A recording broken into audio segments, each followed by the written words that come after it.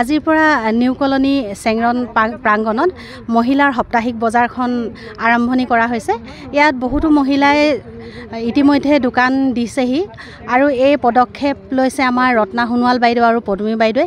তেওঁলোকে মানে মহিলা সবলীকৰণৰ ক্ষেত্ৰত মহিলাসকল যাতে এখন নিৰ্দিষ্ট বজাৰ পায়, তেওঁলোকৰ যিখিনি থলুৱা সামগ্ৰী প্ৰস্তুত কৰে সেই সামগ্ৰীখিনি যদি বিকিবলৈ এখন বজাৰ পায়, সেইটো ক্ষেত্ৰতে তেওঁলোকে এটা পদক্ষেপ লৈছিলে যে বহুদিনীয়া পদক্ষেপ তেওঁলোকে চিন্তা চৰ্চা কৰি আছিলে আৰু অৱশেষত আজি এই বজাৰৰ শুভ উদ্বোধন হ'ল।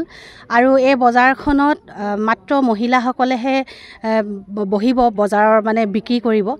আৰু যিহেতু অসমৰ বিভিন্ন প্ৰান্তত ইতিমধ্যে মহিলা বজাৰসমূহ প্ৰচাৰ কৰিছে চৰকাৰে আৰু বহিবলৈ তেওঁলোকক সুবিধা কৰি দিছে। মাৰ্কেটৰ বিভিন্ন প্ৰান্তৰ পৰা মহিলাসকলে ঘৰত উৎপাদিত স্থলভাৱে উৎপাদিত সামগ্ৰীসমূহ বজাৰত বিক্ৰী কৰা এখন স্থলী ইমান দিনে বিচাৰি আছিল আৰু তাই আহোম মেডাম মেফিৰ আমাৰ মাৰ্কেটাবাসীৰ ৰাইজৰ যি মেডাম মেফি খোৱা স্থলীত আজিৰ পৰাই আমি এখন মহিলাসকলৰ দ্বাৰা সম্পূৰ্ণ মহিলাসকলৰ দ্বাৰাই এখন বজাৰ চলোৱা সামগ্ৰীৰ বজাৰ আমি আজি শুভাৰম্ভ কৰিলোঁ। আৰু এই চলোৱা বজাৰত আমি সাধাৰণতে ঘৰত ব্যৱহৃত কৰা পিঠা পনাৰ পৰা আদি কৰি কাপোৰ কানি, শাক পাচলি, ফল মূল আৰু আমাৰ যিটো জাতীয় সাজ পোছাক, জাতীয় খাদ্য যিখিনি তাৰ সময়ত খাদ্য সাধাৰণতে ইয়াতে পোৱা যাব, উপলব্ধ হ'ব। এতিয়া সকলো ৰাইজকে আমি অনুৰোধ জনাইছোঁ যে এই বজাৰখনৰ দিনলৈ আহি আপোনালোকে আশীৰ্বাদ কৰি যাব।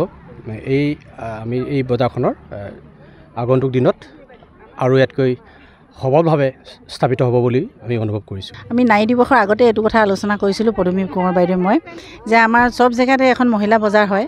বহুত জেগা আমি ফুৰিছোঁ, দেখিছোঁ, চবতে মানে মহিলা বজাৰ এখন বহে। আমি চিন্তা চৰ্চা কৰিলোঁ আমাৰ ইয়াতো যদি বহুত মহিলা আছে, নিবনুৱা আছে, বহুতেই কাম জানে নিজৰ, কোনোবাই কাপোৰ ব'ব জানে, কোনোবাই পিঠা পনা বনাব জানে, শাক পাচলিৰ পৰা আদি কৰি খেতি কৰে। সেইভাৱে ভাবিলোঁ আমিও যদি এখন মহিলা বজাৰ কৰিব পাৰোঁ। আমাৰ পলম হ'ল কৰাটো, তথাপি মানে আমি আজি কৰিবলৈ আয়োজন কৰিছোঁ। বহুতখিনি ৰাইজ গোট খাইছে আৰু আশা কৰিছোঁ আগলৈও যাতে মহিলাখিনি একত্ৰিত হৈ বজাৰখন যাতে ভালকৈ চলাই যাব পাৰে। আৰু আপোনালোকৰ ওচৰতো মানে আশা কৰিছোঁ যে আপোনালোকে আমাক সহযোগিতা আগবঢ়াই যায় যেন। বহুত দিনৰ পৰা ভাবি আছিলোঁ যে আমি এখন মহিলা বজাৰ এইখিনি মাৰ্ঘেৰিটাতে মানে বা বৰগোলাতে আমি স্থাপন কৰিম বুলি, পাতিম বুলি মানে।